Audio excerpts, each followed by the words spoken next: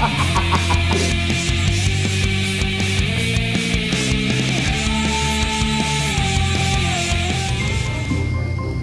แมงเก่งเลยแมงสอดนี่แมงเก่งเลยสอดเลย ครับดูส่วนนี้น่าจะใส่ตัวเอฟเฟกต์เข้าไปเลย แมงขึ้นได้หนึ่งวะโอ้ยโมงละมึงอยู่เข้าอ่ะ อยากอยู่ กินยังดีวะ ซูชิบอก ห้าไหนอีกละ มันมีห้างเปิดใหม่ข้างตลาดเนี่ย น่าสนอยู่เลย ใกล้ๆห้างเก่าดอก เดี๋ยวขายเลยวะกลับเลยวะเอาซื้อมากินไป อ่ะ พอดีหิวข้าวเลยซื้อมากับหนึ่ง แป๊บนึงเหรอ เออ ไปก่อน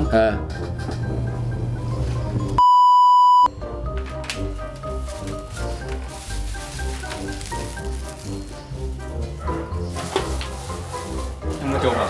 โอ้กำลังมันเลย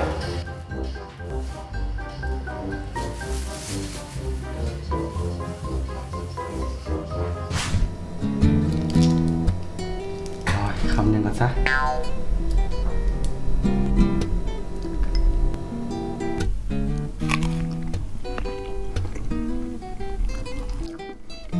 เนี่ยวะคือเห็ดปะให้เดียวๆนึงวันหน้าลองเลยห้านใหม่บาสบีโบเผ็ดซ้ำ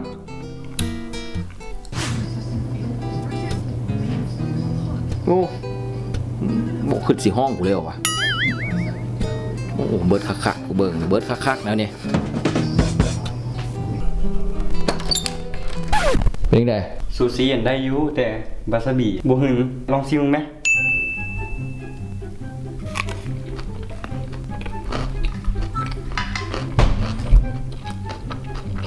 กูอ่อนแต่ว่าวาซาบิวะ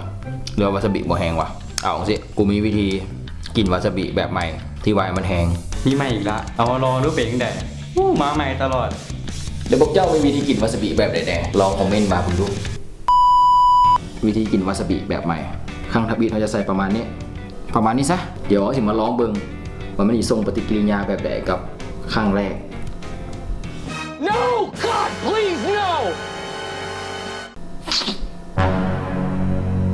ฮ้อนแล้วอ้ามเข้าไปเกือบนึงแล้ว อย่าบอล อุ้ยฮ้อน สั่งออกสั่งออก ฮ้อนสัว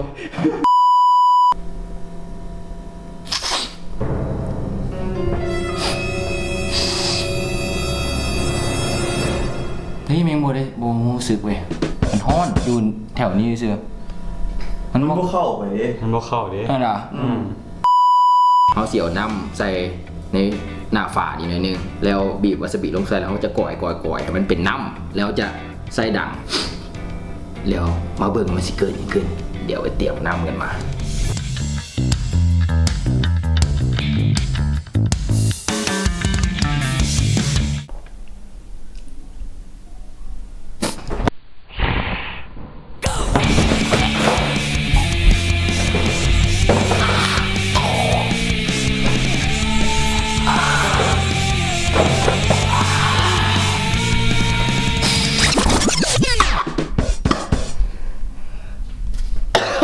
โอ้ขึ้นหัว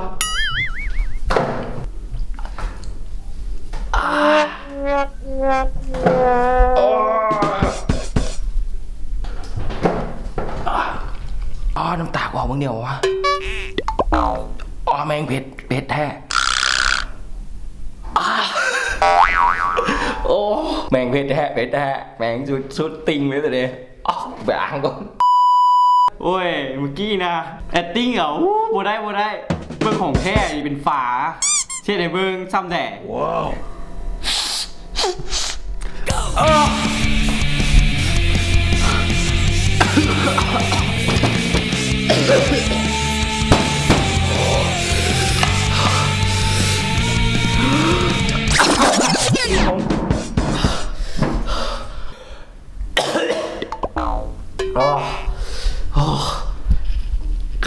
บอกขับคันไม่ใช่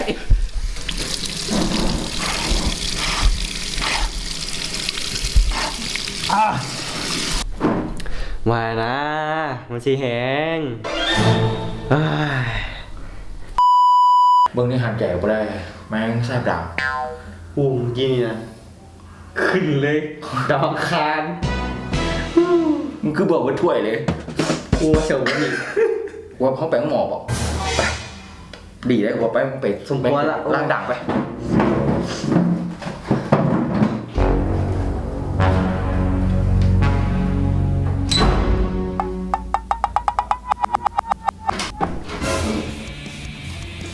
อย่าลืมใครที่มาคลิปนี้อย่าลืมกดไลค์กดแชร์กด Subscribe แล้วกดกระดิ่งสำหรับคลิปนี้จบเพียงเท่านี้สุดท้ายนี้สบายดีไปที่ตายเนี่ยไปลืมปิดคลิป